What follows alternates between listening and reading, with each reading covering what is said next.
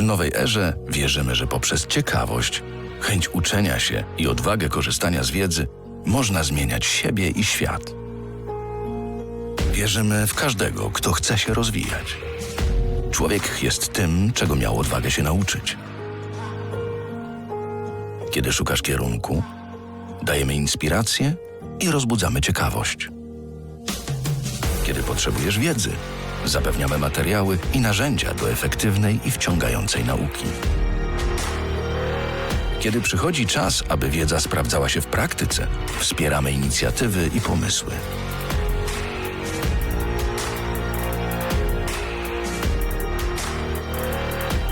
Każdy, kto poprzez wiedzę i naukę chce zmieniać swój świat, jest dla nas ważny. Dlatego dbamy o najmniejszy szczegół w naszej ofercie. Wierzymy, że codziennie możesz nauczyć się czegoś, co rozpocznie nową erę Twojego życia. Twoja nowa era.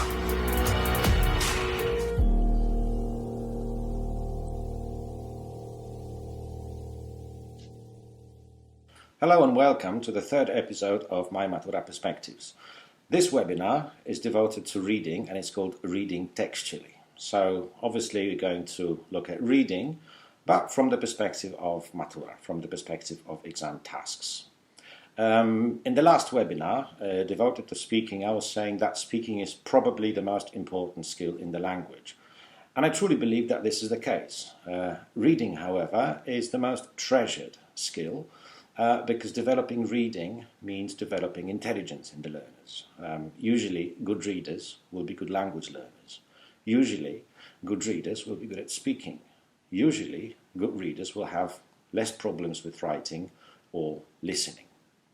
So we're going to look at how to develop reading in the students, how to develop intelligence in the students as well, but also how to develop strategies in them so that they have less problems with Matura tasks. So the key words for today's webinar will obviously be reading, it will be Matura, it will be strategies or exam strategies, it will be comprehension, but also problem areas, because I think the most important thing will be to look at the potential problems that our learners will have. So without further ado, let's flip the camera and look at the slides. In the next 30 minutes or so, I'll be talking about 4 aspects that refer to reading and reading textually. So the agenda for the webinar is as follows. I'll start with presenting you the Matura results from 2019 with a special focus on reading. Then I'll move on to problematic items from the reading parts and how to go about them. So we'll look specifically at problem areas. Then we'll try to define or redefine comprehension and see how to go about that. And lastly, how to promote the development of comprehension, because the assumption of this webinar is that if we develop comprehension in the students, then it'll be easier for them to do Matura tasks when it comes to reading. So let's start with some general statistics from last year's Matura, from the Matura 2019. And the average score for the whole exam was 72%. That's the mean value. We all know what mean value is, so I'm not going to be elaborating on that. Then there are 2 other statistics which are given in the report. The mode, which was 98%, and the mode is the most frequently obtained result. So most of the students, most of the candidates taking Matura got 98%, which is very good. And then the third statistic is the median. And the median is the value right in the middle, which means that 50% of the students, 50% of the candidates got more than 80% or 80%, and 50%, the other 50% of the students got 80% or less than 80%. So it's also a very high value. So if we look at the distribution of the results, the major difference between last year's Matura and the Matura from the previous years is that there's only one peak, and the peak is at 98%. We used to have two peaks usually. One was at 90 some percent and the other was at 30 some percent, so 30, 32 or 34. Now it's just one, 98%. Our 50% value, so the median value, is at 80%, which means that 50% of the students, of the candidates taking the exam, scored what you see on to the right of the green line, and the other 50 to the left of the green line. We had 60% fails, so 6% of the students scoring less than 30%. We've got something I would consider a very good result, and a very good result for me would be 90% and more, and it's over 36% of the students scoring 90% or more, which is, I think, also very good. And we've got the grey matter, 44% of the students who passed the exam but scored below the median value. So they belong to the other 50% group, minus the fails, minus the 60%, the 6%, sorry, of the candidates that failed. So that's the results of the whole exam. If you look at the four parts, don't know why Centralna Komisja Egzaminacyjna never gives you the results for speaking. That's beyond me, but that's the fact. We see that reading was at 65%, which again is not bad comparing to the results from the previous years, because previously reading was kind of below average. Reading was the difficult area, the difficult part of Matura. Now we see that it's nearly as good as writing, and it's better than listening. Usually listening was higher than reading, so we see some sort of development when it comes to reading. Use of English, as always, is low, but that's next week, that's the next webinar. Now looking even more specifically at the reading part, at the tasks and test items, we see two serious problem areas, and these are as follows. We've got 5.3, which is the intentions of the author, and we've got 7.1, which is the relationships between parts of the text. And I'm going to focus on these two, but just for contrast, I'll show you the highest score, and the highest score was for 6.9 for this item, and it was 84% for specific information. But we're going to look at the intentions of the author now, and then at the relationships between different parts of the text and finding those relationships. So starting off with author's intentions, a few questions before we move on to the actual Matura text and the task. Obviously, when you think about preparing the students for it, when you think about training them to do this part well, the question is whether there's anything predictable and anything recurring in the task or in the test item. Anything that is repetitive and anything that the students should be familiar with or should be aware of before they actually see the text. Then the next point concerns the strategies, what to focus on, and how to promote those strategies in the classroom, to show them the strategies, to show them how to use those strategies, not to abuse them, and how to make the most of the task. So we're going to look at the text from Matura, from last year's Matura, to bite or not to bite. Have you seen pictures of Olympic medal winners receiving their medals and facing an army of photographers? When the lights flash, many of them grab their medals and take a bite. It's a mystery why they do this, but it's not always a good idea. A German sports star, David Müller, bit his silver medal too hard and broke his tooth. Biting a medal is common practice which has become a tradition in sport. So the next time you're at a sporting event, watch closely what the athletes do when they receive their medals. And we've got three options here. The author of the text explains why athletes started biting their medals. The author of the text advises winners what to do during the medal ceremony and draws readers' attention to the behavior of medal winners. And if we look at this part, and if we look at other parts that focus on the intentions of the author, we see that what is repetitive, that what is recurring, is the actual verbs that repeat. Explains, advises, or draws attention.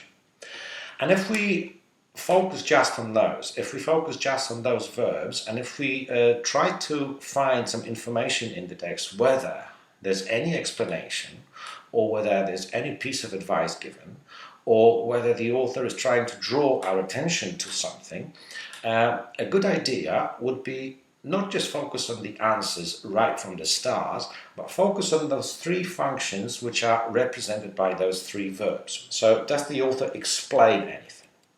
Well, maybe. When the lights flash, many of them grab their medals and take a bite. But is it really an explanation? It sounds like the starting point of an explanation.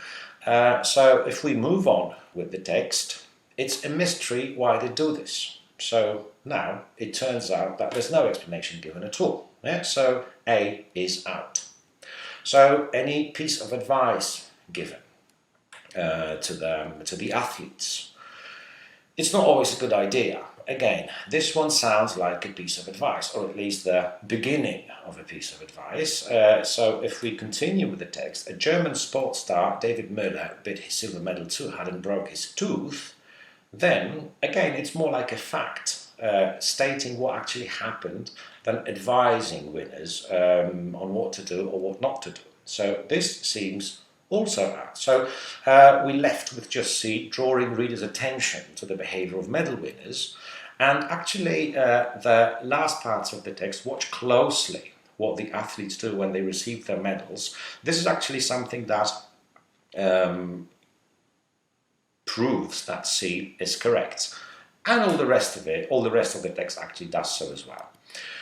So what's important here is to understand some key words and their functions. First we should be drawing learners' attention to those key verbs and their functions, to show them, to tell them what to expect. There will always be something that is familiar, there will always be something that is recurring. So we could go further and elicit which of those verbs refer more to facts and which more to non-facts or opinions. Then we can ask them to keep a list of those key verbs and analyze them every now and then in the classroom by focusing on the language which is used to express those functions. And some examples of those verbs would be explain, prove, advise, draw attention, specify, list, or clarify. If you keep a list with your students, a list of those keywords or key verbs, then obviously it will grow, and as a result, the exam task will be more predictable and more doable for the learners. So now if you look at a text from my perspectives, level 3, the format is exactly the same. A short text, then the author of this text intends to explain, prove, or advise. So you see that these verbs are very similar, or these functions will be very similar to the exam text. And the text goes like that. If I had a time machine, yesterday would have looked a lot different. This is what I would have done if I could have done things differently. If I hadn't turned off my phone when the alarm went off, I wouldn't have been late for school.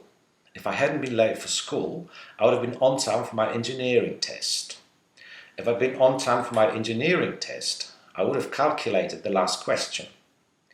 If I had done that, I would have passed my exam.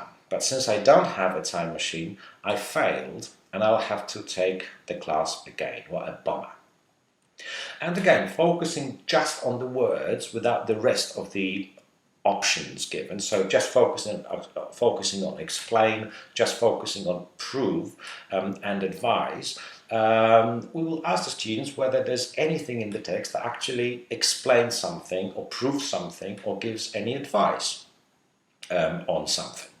And then we can move to the remaining parts of each of the options and try to elicit the answers from the learners. So any explanation given? Well, perhaps there is some. Does the author try to prove anything in the text? Well, probably he does.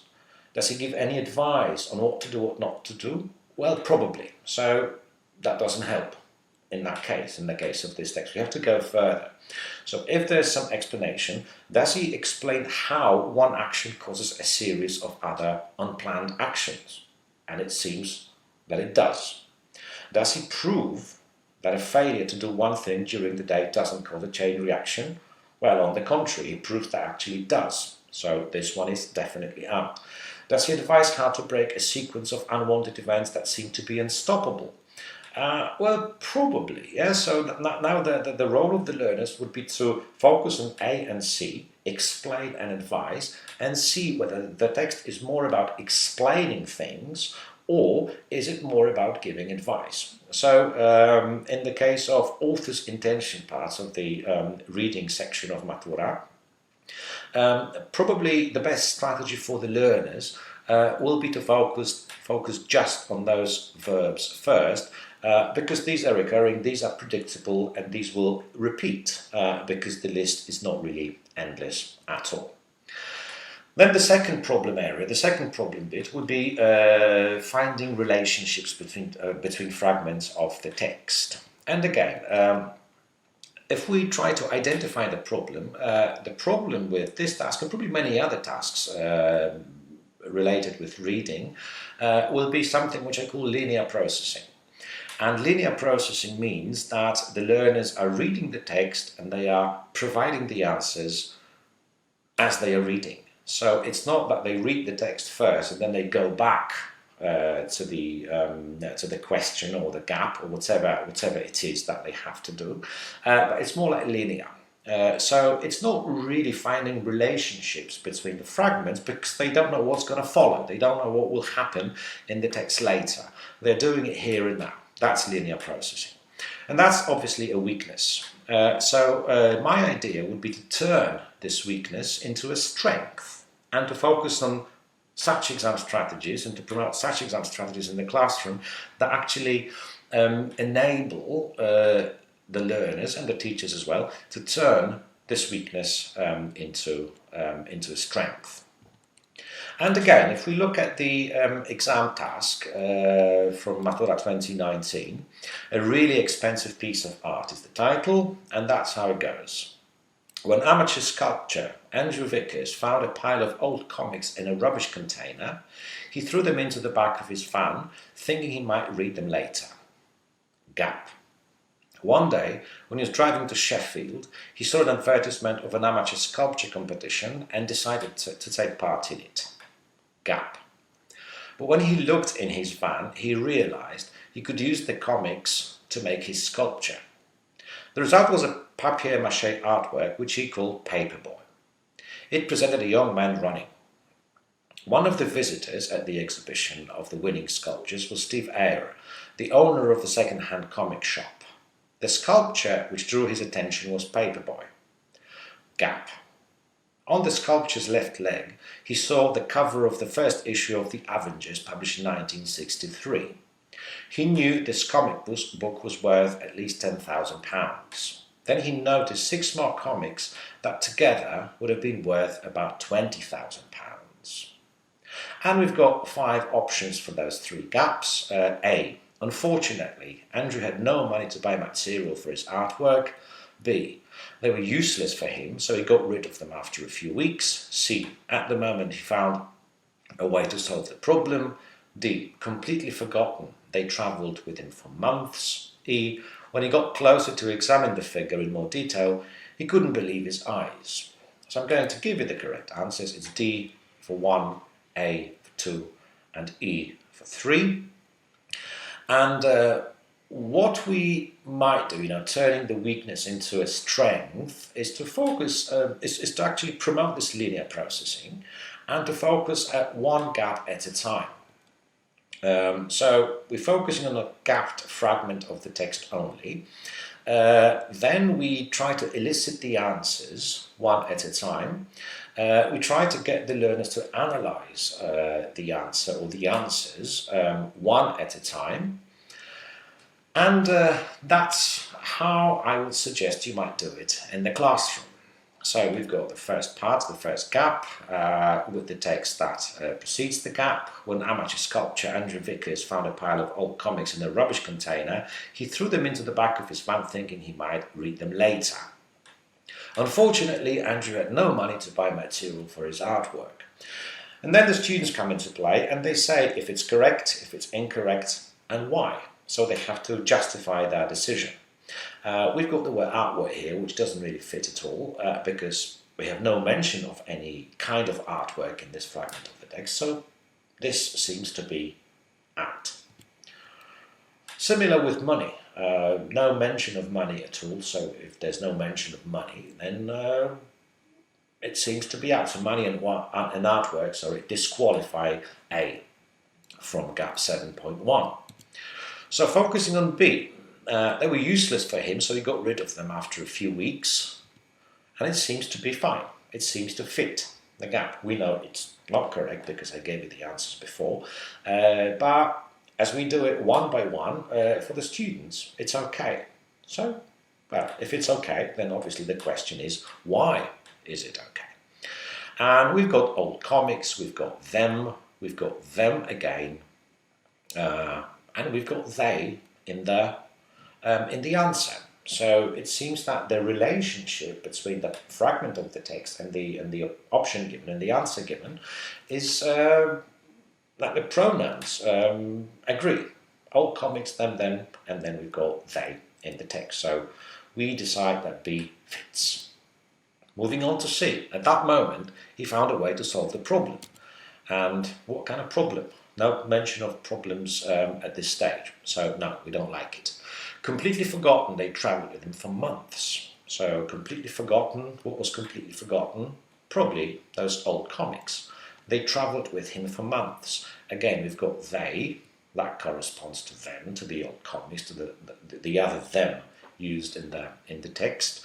And then travelled with him for months corresponds to the back of the van. So D would also be correct. We've got two candidates now. We've got B and D that would fit into gap 7.1. So we okay that, we like it, and we move on to E. When he got closer to examine the figure in more detail, he couldn't believe his eyes. The figure, we don't know what that's all about, so it's definitely out. We've got two options, which seem to be correct, so we leave them as the correct answers. And then we continue with the next fragment and the next fragment and the next fragment. We do it in a similar fashion. And then the students will have to think about, will have to decide, or to analyze which ones are the best candidates, not just good candidates, not just correct candidates, but the best candidates for each gap. So we try to force them to engage themselves in some sort of analysis rather than just linear processing per se as they would do otherwise. If we look at the longer text, again, the text from my perspective is level 3, the text about Olympic Games, surprise, surprise, just like the first one. We've got the 6 options. We've got 6 gaps because this is developmental. So at the beginning of the course book, you'll have 6 gaps for 6 options, or 6 options for 6 gaps. Then the number of options will grow. Again, what we do here is that we just focus on a fragment of the text. When Baron Pierre de Coubertin set up the first modern Olympics in Athens in 1896, he declared that the most important thing in the Olympic Games is not winning but taking part. The essential thing in life is not conquering but fighting well. Sometimes these days it can seem that this core principle has been forgotten. The more money you spend, the better the results. Kind of alright, I would say. So moving on to B. Overtaken by the other motto, the Coubertin is known for faster, higher, stronger. That fits and makes sense as well. So we have two candidates for the first gap. Local clubs and competitions, facilities for people to keep fit and play for fun. No, we don't like it. It sounds stupid, it sounds incorrect, it doesn't make sense, so it's definitely out. So it's A and B only so far. Looking at D, and then to be full-time professional athletes representing their country, again, it's totally out of place. So is E, an absolute no-no. Basically focusing just on one gap and analyzing or getting the students to interact with the text more deeply, because that's what we're doing. It's just not reading and writing, reading or choosing the answer, but it's more like interacting with the text more deeply and analysing the options and analysing the possibilities. So you might ask yourself a question, we talk about finding relationships between parts of the text, but we're just looking at a fragment. So what kind of relationships are we talking about if there are no other fragments of the text? But the strategies that we are focusing on here by getting the students to analyse the options is that, first of all, they have to disqualify the obvious wrong candidates. Then they choose the potential candidates, not necessarily the 100% correct answers, but those potential candidates. Then we get them to look at the text as a whole, and then to choose the best candidate for each gap after they've done it. So we're starting off with linear processing, but then we're going back to what happened earlier. We look at those potential candidates. We try to disqualify them or to choose a better one or choose the best one. So turning a weakness into a strength means that we're starting with something that the students are used to, something that they are familiar with, which is linear processing.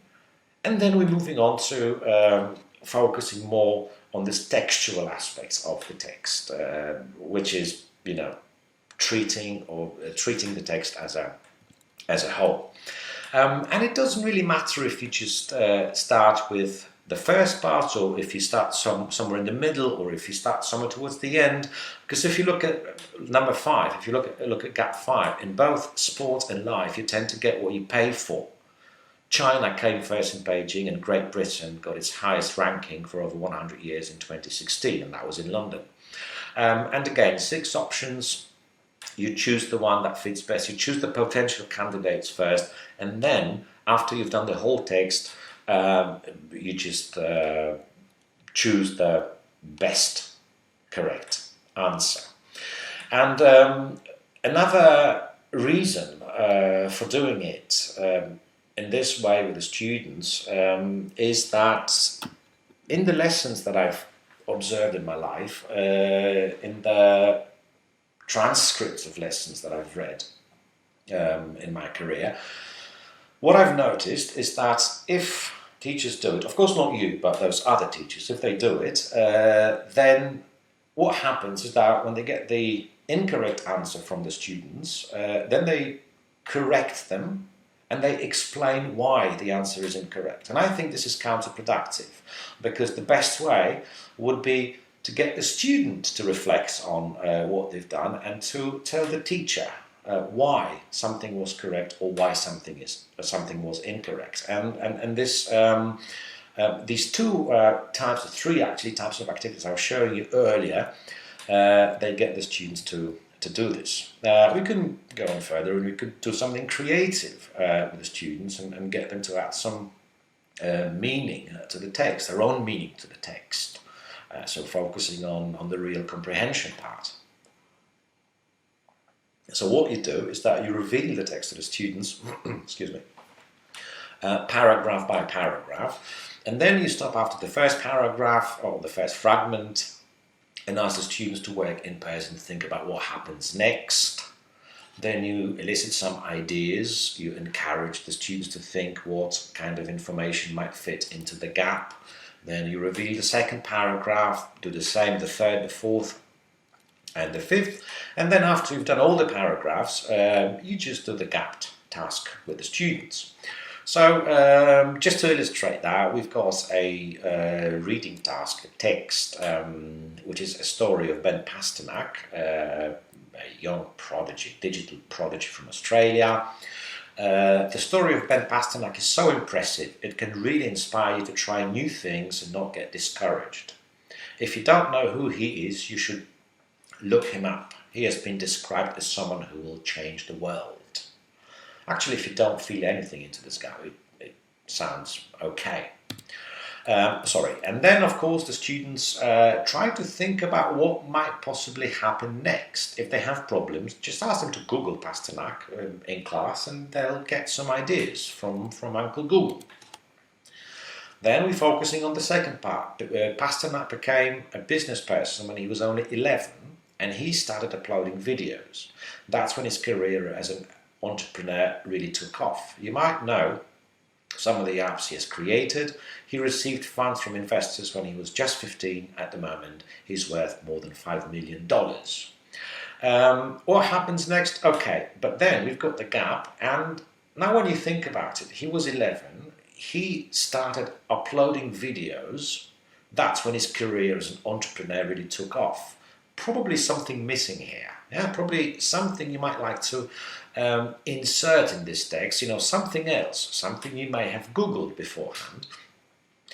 Because the next sentence goes, you might know some of the apps he has created. So it's not really videos, but probably something about the apps. And probably this is the information you should be looking for in the options given with the text. Yeah, if there's anything about the apps, perhaps it will fit.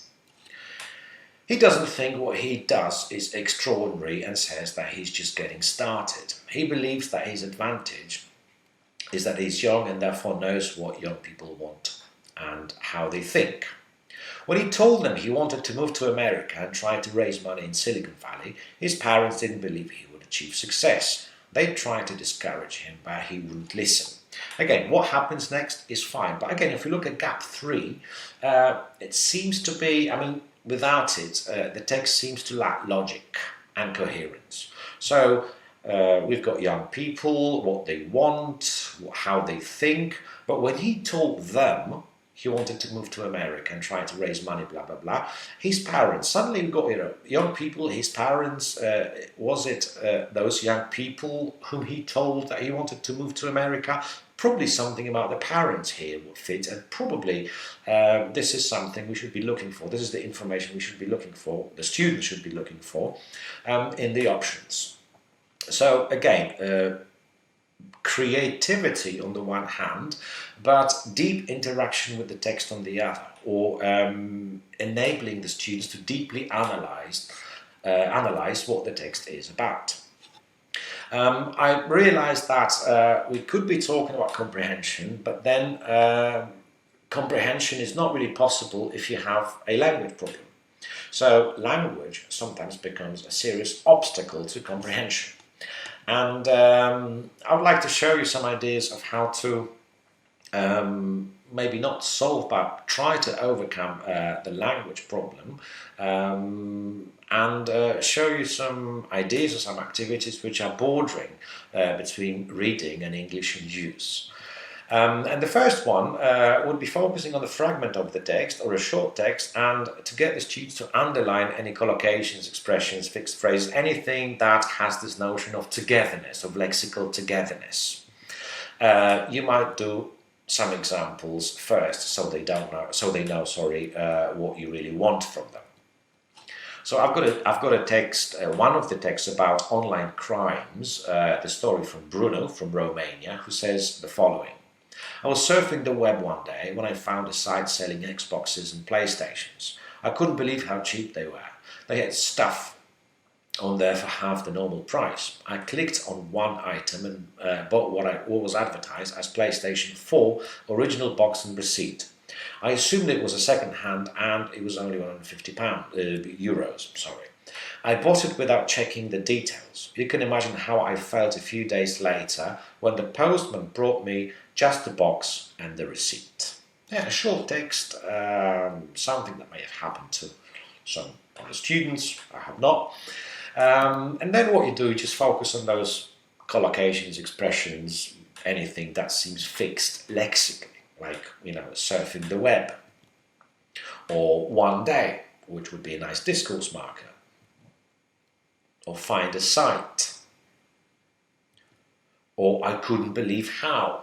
I couldn't believe how cheap they were. I couldn't believe how important that was. I couldn't believe how stupid he was or he is, or whatever. Yeah, you show them examples, and then they focus on the remaining parts of the text, and they do the same. And then they might choose something like half the normal price, click on one item, or click on something. What was advertised as, I assumed it was. You can imagine how I felt when. And it doesn't matter, there are no correct or incorrect answers in this one. It doesn't matter if your students get those expressions that you had in mind or not. It doesn't matter. What matters is that you help them in noticing those expressions, fixed phrases, and what have you in the text.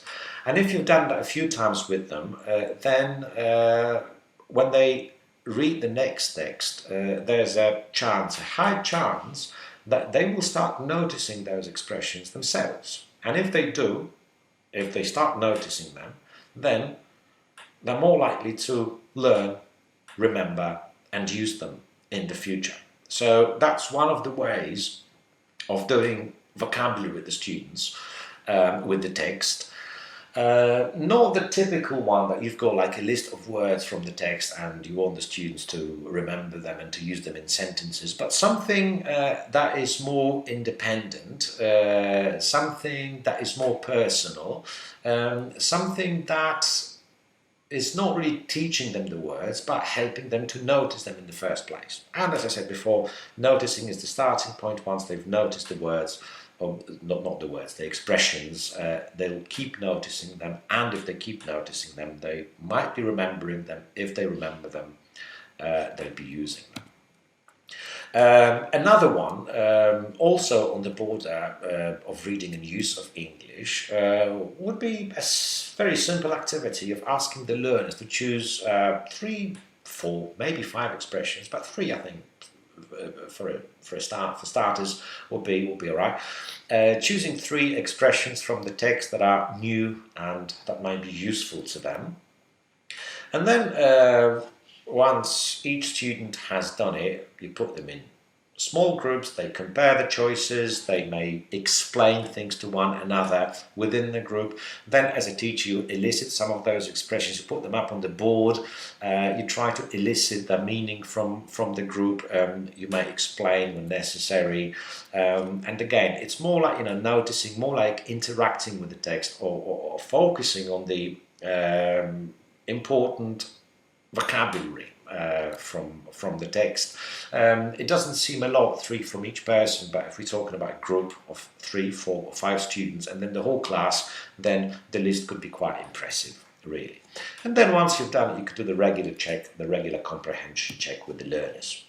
And talking about comprehension, and talking about understanding, or going back to square one, as I put it in the slide, comprehension usually operates at 3 levels. The first level is the linguistic level, so you have to understand the code or the language in which the text is written. So, these 2 activities I was showing you earlier, they help the learners in improving that. Then the second level, the higher level, is the understanding of those hidden messages, or in other words, reading between the lines. And level 3, the highest level, the most complex level, would be reacting to the text and creating new meanings. So kind of going beyond the lines, we could say. That's something that we do in the first language. You read a text and you immediately develop some sort of reaction to it. And that's what we want the students to achieve, to treat English texts, the text that they read in class or that they read at home in English, that they develop some sort of reaction to them, and as a result create new meanings. And again, to do it in the classroom, you could choose a short text or a paragraph, just choose a paragraph from a text that you're going to do with the students. It has to be the one that lends itself to reactions, but I believe most texts will lend themselves to reactions. We've got another text about online crimes, this one about Amelia.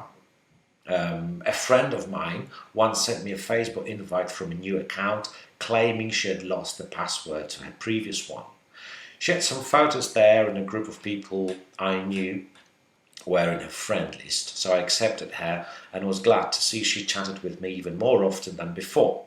However, after some time, the chats become a bit uncomfortable for me as she started asking me about things I considered too personal to talk about. I decided to mention that when I met her at school, and she said she had not set up a new account. It must have been someone who only pretended to be her. I blocked and reported the fake account at once, and that's from Poland apparently. So what we do is that we use the text as a springboard for discussion. So not real comprehension, not comprehension questions per se, but treating it as a whole or treating it as something like a basis for doing some other skills work, in this case speaking. So use the text as a springboard for discussion. For example, what would you do if you were Amelia? Do you know other examples of online crimes? Do you know anyone who was a victim of an online crime? How can you protect yourself from online crimes? And so on and so forth. In my perspectives, we've got the sections that help the students to interact with the text more deeply and to develop this third level of comprehension. And these are the critical thinking boxes. So we've got a text that we do, and then we've got a critical thinking box that accompanies virtually any text in my perspectives. This one is about exaggerating. It helps learners to differentiate between opinions and facts, but also how to change facts into opinions by using exaggerations. And then not only do we have the box that explains things, but also we have an activity that allows the students to put the information from the box into practical use. So even more interaction with the text, and the interaction that is deeper and more profitable for the learners.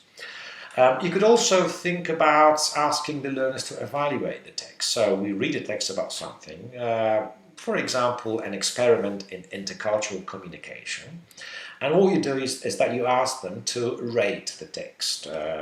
Probably the best way would to use the scale from 1 to 6, because that resembles the scale that they are familiar with themselves, because these are the grades that they get from the teachers. And then in pairs or in small groups, they compare the ratings and explain why they gave it a particular grade. And it's not just because I liked it or because I didn't like it, because it was interesting, it was boring, but they should be encouraged to support their choices with relevant fragments from the text. Sorry, I've got to take a sip of water. Excuse me.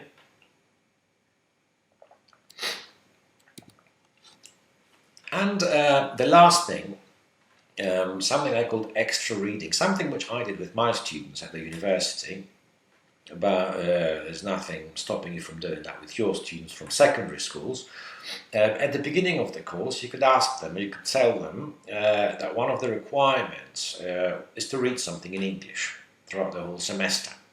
It doesn't matter what kind of text. They choose the text themselves. It could be anything of that choice. The length, the complexity is also their choice. So they choose text, and then every now and then you ask random students some questions about what they are reading at the moment, why they chose what they chose, how the story develops, if it's a story, all kinds of questions, short 2-3 questions, something like a warmer at the beginning of each class.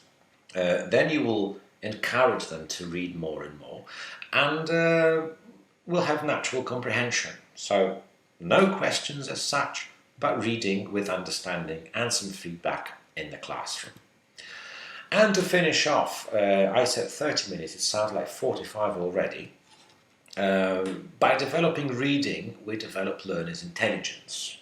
So It's not just a skill, the language skill that we're focusing on, but we're focusing on the whole development of the learner, of the person.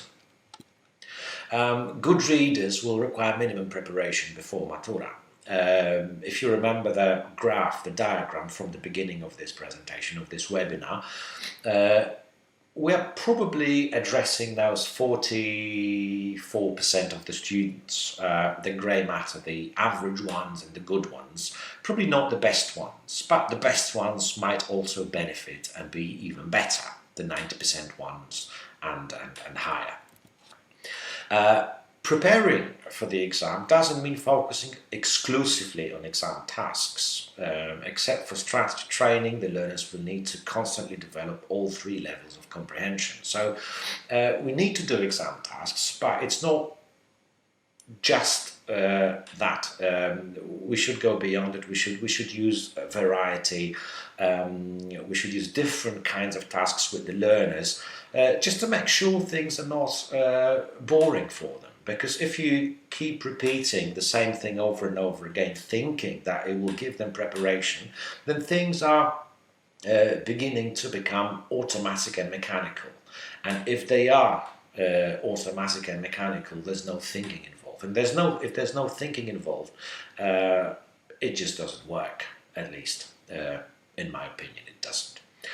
Okay, so thank you very much for being with us for 45 minutes and moving on, flipping the camera and looking at my face again. So thank you very much for being with us. I hope that you found some of the activities, ideas and insights useful, and that you will be able to use them or abuse them with your students in the future.